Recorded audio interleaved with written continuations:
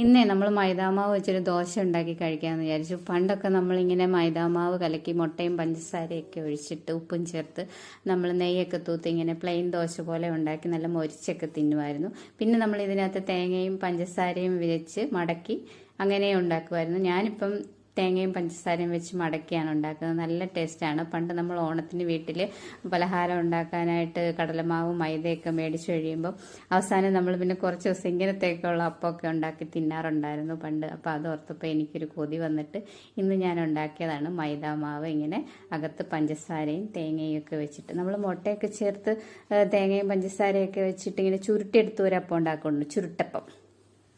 അങ്ങനെ മുട്ട ചേർത്തുണ്ടാക്കുന്നത് എനിക്ക് അത്ര ഇഷ്ടമല്ലാത്തത് കൊണ്ടാണ് ഞാൻ മുട്ട ചേർക്കാതെ ഇങ്ങനെ ചുട്ടത്. ഇനി ഇങ്ങനെ നെയ്യ് തൂത്ത് നമ്മളൊരു പ്ലെയിൻ ദോശ ഉണ്ടാക്കിയിട്ടുണ്ട്. അപ്പോൾ എല്ലാവരും ഇങ്ങനെയൊക്കെ ഉണ്ടാക്കി കഴിച്ചിട്ടുണ്ടായിരിക്കും ഇല്ലേ? അങ്ങനെ ഉണ്ടാക്കിയവരൊക്കെ ഒന്ന് കമൻറ്റ് ചെയ്യണേ.